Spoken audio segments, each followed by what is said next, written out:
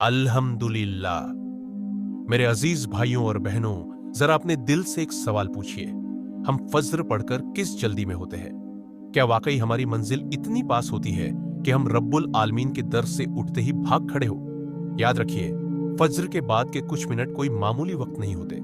यही वो घड़ियां हैं जिनमें आसमान के दरवाजे खुले होते हैं, फरिश्ते हाजिर होते हैं और बरकत दस्तक दे रही होती है। मगर अफसोस, हम उस दस्तक को सुने बिना ही मोबाइल उठाते हैं, नींद से समझौता करते हैं या दुनिया की योजनाओं में डूब जाते हैं। भाइयों और बहनों, नमाज पढ़ लेना बहुत बड़ी नेमत है, लेकिन नमाज के बाद रुक जाना उससे भी बड़ी नेमत है। थोड़ी देर सुकून से बैठकर अल्लाह से बात करना, अपने गुनाहों का इकरार करना, अपने टूटे दिल को उसके सामने रखना, यही तो वह पल है जो ईमान को ताजा करते हैं। हम शिकायत करते हैं कि नमाज में लज्जत नहीं रही, कुरान दिल को नहीं हिलाता, दिल भारी भारी सा रहता है। मगर जरा ईमानदारी से सोचिए, क्या हमने उस वक्त को हक दिया है जो अल्लाह ने हमें अता किया? क्या हमने फजर के बाद रुककर अपने रब से कहा है, या अल्लाह, आज के दिन में मुझे अपने हवाले मत करना? इस्लाह यहीं से शुरू होती है। दीन कोई बोझ नहीं, दीन तो सुकून है, और सुकून उन्हें मिलता है जो रुकना जानते हैं। कल सुबह बस 5 या 10 मिनट और रुक जाइए। ना स्क्रॉल, ना दौड़, ना बहाने, सिर्फ आप और आपका रब। इंशाल्लाह आप देखेंगे कि वही कुछ मिनट आपके पूरे दिन को रोशन कर देंगे। मेरी प्यारे भाइयों और बहनों, हम ऐसे दौर में जी रहे हैं जहां शोर कभी खत्म नहीं होता। नोटिफिकेशन, स्क्रॉल, खबरें, तुलना और बेचैनी। हम आंख खुलते ही अपने दिल से पहले अपने फोन को ढूंढते हैं, अपनी रूह का हाल पूछने से पहले दुनिया का हाल पूछते हैं, और यूं ही धीरे धीरे बिना शोर मचाए हमारी सुबह की रोशनी बुझने लगती है। लेकिन सुनो, ये कोई हार नहीं है, ये गिरना नहीं है, ये उठने का दरवाजा है। हर सुबह अल्लाह सुब्हानु व ताला तुम्हारे लिए एक खास दरवाजा खोलते हैं, एक शांत खिड़की जहां दिल नरम हो सकता है, दिमाग ठहर सकता है और रूह सुन सकती है। इसलिए नहीं कि तुम मुकम्मल हो, इसलिए नहीं कि तुम इसके हकदार हो, बल्कि इसलिए कि तुम्हारा रब बेहद मेहरबान है। रसूलुल्लाह सल्लल्लाहु अलैहि वसल्लम ने सुबह के शुरुआती हिस्से में रखी बरकत की खबर दी। उलमा कहते हैं कि सुबह सिर्फ एक समय नहीं है, ये एक मौका है, एक फिल्टर है, एक आईना है।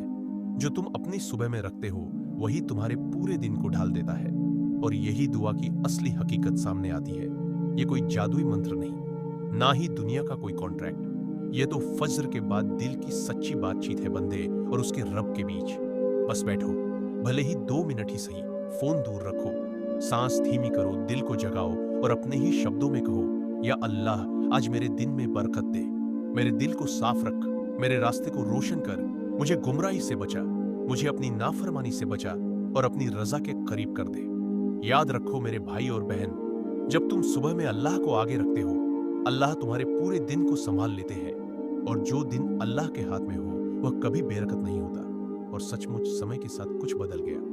बिजली की तरह चमकने वाला कोई चमत्कार नहीं, आसमान से उतरने वाला कोई नाटकीय संकेत नहीं, बल्कि दिल के भीतर होने वाले धीमे गहरे कोमल बदलाव। दिन हल्के लगने लगे, फैसले शांत लगने लगे, सब्र बढ़ने लगा, गुनाह पहले से भारी महसूस होने लगे और तौबा आसान। क्या आपने भी इस पैटर्न पर गौर किया है? मेरे प्यारे भाई और बहन, जब आप सुबह में जल्दबाजी करते हैं तो पूरा दिन आपको खींचता है, धकेलता है, थका देता है। आप राय प्रतिक्रिया करते हैं, आप भागते हैं, आप बिखर जाते हैं। लेकिन जब आप फज्र के बाद अल्लाह के साथ धीमे हो जाते हैं, तब अजीब सा सुकून आता है, मानो दिन आपके पीछे चल रहा हो, न कि आप दिन के पीछे। ये कोई इत्तेफाक नहीं है, ये तालमेल है, ये रूह का सही दिशा में होना है। मेरे अजीज भाइयों और बहनों, फज्र के बाद की दुआ अल्फाजों की सजावट के बारे में नहीं है, ना लंबाई के बारे में है, ना फसाहत के बारे में। यह हाजिरी के बारे में है, दिल की मौजूदगी। ये इस्तकामत के बारे में है, थोड़ी सी सही चीज रोज करना। यह अल्लाह को दिखाने के बारे में नहीं कि आप कितने नेक हैं। यह अल्लाह को याद दिलाने के बारे में है कि आप जानते हैं वही सबसे ऊपर है, और यही सबसे सुकून देने वाली सच्चाई है। ध्यान से सुनिए, अल्लाह सुब्हानु व ताला आपसे परफेक्ट शब्दों का इंतजार नहीं करते। वह टूटी हुई आवाज, लड़खड़ाते हुए अल्फाज और ईमानदार दिल का इंतजार करते हैं। वह आपकी फाइलों, आपकी उत्पादकता, आपकी चमकदार सुबह की दिनचर्या नहीं देखते, वह आपका दिल देखते हैं। तो कल सुबह जब अज्जान के बाद सन्नाटा हो, बस बैठ जाइए, 2 मिनट ही सही, टूटे अल्फाजों में ही सही, वही तो बात है मेरे प्यारे भाइयों और बहनों। वह अल्फाज की सजावट का इंतजार नहीं कर रहा है, वह आवाज की मिठास का इंतजार नहीं कर रहा है, वह बस सच्चाई का इंतजार कर रहा है। टूटे हुए दिल की सच्चाई। भले ही ईमान कांपता हो, भले ही अतीत बोझ बनकर सीने पर बैठा हो, फिर भी दुआ का दरवाजा खुला है, रहम का दरवाजा खुला है, तौबा का दरवाजा खुला है। और यही तुम्हारी दुआ की खूबसूरती है। इसमें कोई दिखावा नहीं, सिर्फ तड़प है, या अल्लाह हमारे लिए वह दरवाजा खोल दे जिसे हम कभी नहीं खोल सकते। कितनी ईमानदार पुकार है यह, कितनी बेबस मगर कितनी ताकतवर। तुमने अल्लाह से मौजज़ा नहीं मांगा, तुमने सहारा मांगा, तुमने मुकम्मलियत नहीं मांगी, तुमने रहमत मांगी, तुमने आसान रास्ता नहीं मांगा, तुमने हिदायत मांगी। और याद रखो, जब कोई बंदा इस तरह पुकारता है तो अल्लाह उसे खाली नहीं लौटाते। मेरे भाई मेरी बहन, जब तुम थक जाओ वह थाम लेगा, जब तुम चुप हो जाओ वह तुम्हारा दिल सुन लेगा, जब तुम गिरोगे वह तुम्हें उठाएगा, जब तुम भटक जाओगे वह तुम्हें वापस खींच लाएगा। और अल्लाह तुम्हारे लिए ऐसा मुस्तकबिल लिखेगा जो रोशनी, रहमत और सुकून से भरा हो। ऐसा भविष्य जिसमें हर गिरावट के बाद तुम और करीब आओ, हर गलती के बाद और नम्र बनो और हर सुबह उसके दर पर लौट आओ। मेरी प्यारे भाइयों और बहनों, ताकि तुम्हारा दिल उस रहमत से महरूम ना रह जाए जो तुम्हारे लिए रखी गई है। इस बात पर जरा ठहर कर सोचो, और अगर तुम्हें मुनासिब लगे तो नीचे कमेंट करके बता देना कि तुम यह वीडियो कहां से देख रहे हो। मैं तुम्हारे लिए खास तौर पर दुआ करना चाहता हूं। यह कोई रस्म औपचारिक बात नहीं, यह दिल से निकली हुई ख्वाहिश है। लेकिन सच ये है कि ज्यादातर लोग यही पल खो देते हैं। वे नमाज पढ़ते हैं और चले जाते हैं, वे मांगते तो हैं मगर रुकते नहीं, वे फल चाहते हैं मगर जड़ें नहीं लगाते। यही वजह है कि कल सुबह इतनी अहम है, क्योंकि फज्र के बाद तुम जो छोटा सा अमल करते हो वह कोई मामूली चीज नहीं है।